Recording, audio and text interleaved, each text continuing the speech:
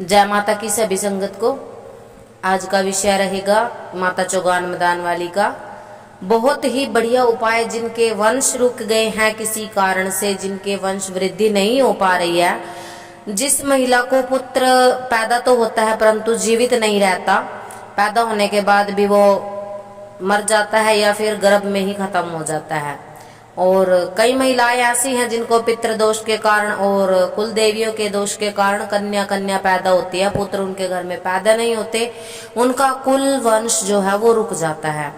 तो क्या हम ऐसा कर सकते हैं और कौन से वो दोष होते हैं और इन दोषों के निवारण के लिए हम घर में क्या कर सकते हैं? जिन लोगों के पास इतना पैसा नहीं है, जिन लोगों के पास इतना सामर्थ्य नहीं है कि वो उनके पूजा पाठ इत्यादि करवाएं, तो वो एक साधारण सरलतम उपाय क्या कर सकते हैं। देखिए, अगर आप पूजा पाठ दे देते हो किसी भी देवी का या पितरों का, तो आपका कार्य जल्दी बनने की संभावना रहती है। इसमें हवन होते हैं, उनके पाठ होते हैं, उनकी कथा होती है, उनके निमित्त कोई भी कर्म कांड होता है। और अगर ये पैसा लगा करके आप ये कर्म कांड करवाने में समर्थ नहीं हो, तो आप घर बैठे क्या कर सकते हो। इसमें देखिए, आपका कार्य बनने में थोड़ा समय लगता है, परंतु आप बहुत ही कम खर्च में, बहुत ही सरलता से, अगर आप समर्थवान नहीं हो तो अपना कार्य बना सकते हो।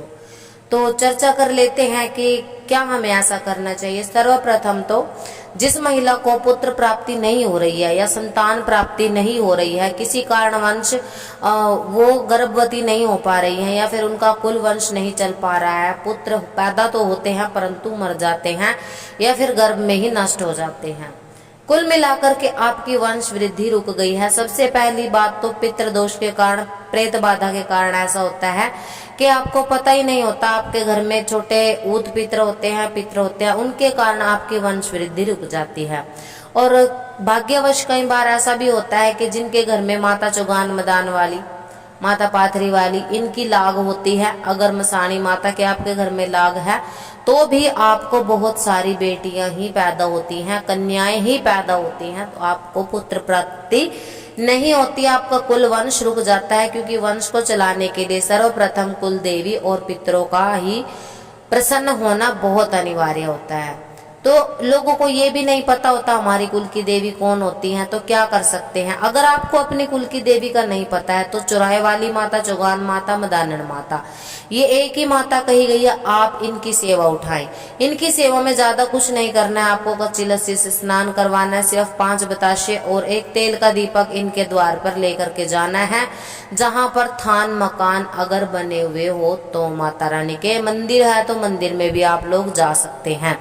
चौराहे के बीच में आप दीपक नहीं जला सकते, चौराहे के बीच में भी कई लोग सींच देते हैं चौराहे को, दीपक जला देते हैं, ये कार्य आपको नहीं करना है। अगर थान है, मंदिर है, तो आप स्थान पर ही माता को मनाएं, क्योंकि चौराहे में कई बार भोग प्रसाद देने से ये क्रिया आपके ऊपर उल्टी भी पड़ सकती है। तो दूसरी बात ये रहती है कि आप मदान वाली माता के साथ साथ खेड़ा महाराज, जिसको क्षेत्रपाल कहा जाता है, उनको भी मनाएं, उनकी भी बराबर सेवा करें।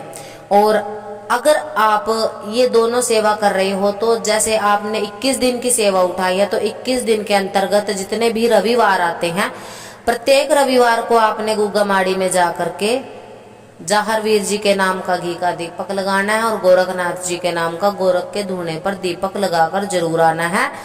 उनको आप प्रसाद में चूरी चढ़ा सकते हो, रोटी की जो चूरी चूरमा चढ़ता है, या फिर कोई फल वगैरह बना के चढ़ा सकते हो, जो फल बनते हैं गुड़ और आटे से मिला करके। ये चीज आप करते रहिए। 21 दिन की सेवा कोई महिला अगर नंगे पांव माता रानी के थान पर करती है और उनके नाम की जो चवन्नी होती है वो अगर गले में बांधनी लग जाती है कि अगर आप हमें पुत्र प्राप्ति करवाते हो, अगर हे चौगान माता आपकी दया से अगर हमें पुत्र प्राप्त हो जाता है तो हम आपके नाम की एक बच्ची करेंगे। बच्ची क्या होती है, कईयों के घरों में पका के खाने की लाग होती है, कईयों के घरों में वैसे ही दे दी जाती है सात्विक तौर पे। वैसे तो देखो, बच्ची का भोग सात्विक माना नहीं जाता, परंतु क्या होता है कि खून का छींटा या फिर बाल वगैरह जो हूमना होती है उसमें डाल करके भी आप बच्ची दे सकते हैं। वो माता रानी की इच्छा है, उसको खाए छोड़े कुछ भी करे, परंतु आपको उनके निमित्त एक बार बच्ची का जो उनके थान पर ले जा करके पूजा वगैरह करवा करके उसको छोड़ देना है। या फिर जो वाल्मीकि साथ में लेकर के गया वो अपने साथ लेकर के चले जाए। तो ये रहता है, इसमें थोड़ा सा सामान होता है, हर कुल के आधार से, हर कुल की परंपरा के अकॉर्डिंग अलग अलग सामान इसमें रहता है।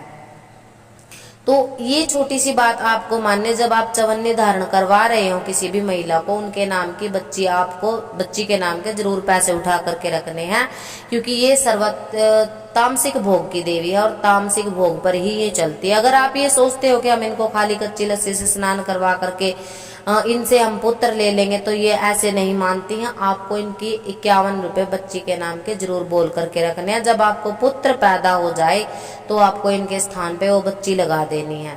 जरूरी नहीं है कि हम उसकी बलि ही दे, वो आपको ले जा करके पूजा करके आप वापस भी उनको दे सकते हैं जो लेकर के गए हैं।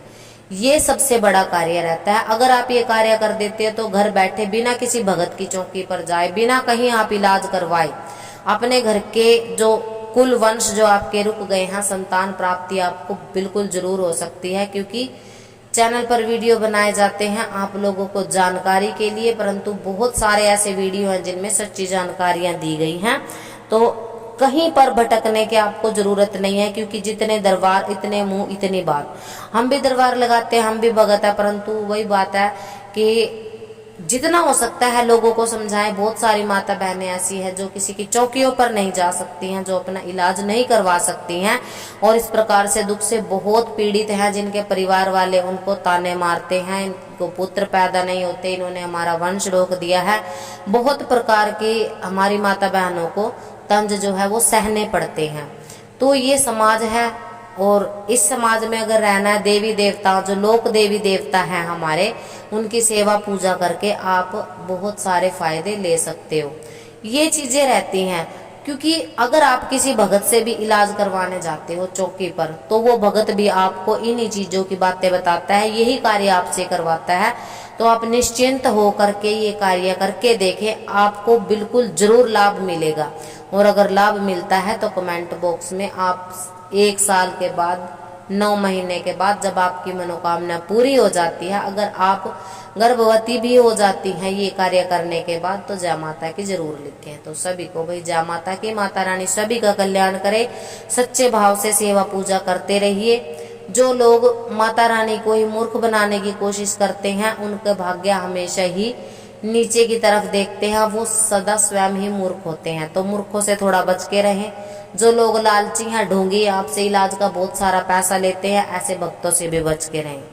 तो आपकी खून पसीने की कमाई है, किसी को ऐसे ही व्यर्थ में ना दे। यही छोटे मोटे टोटके, यही छोटे मोटे कार्य आपको बता करके आपसे मोटा पैसा वसूल किया जाता है।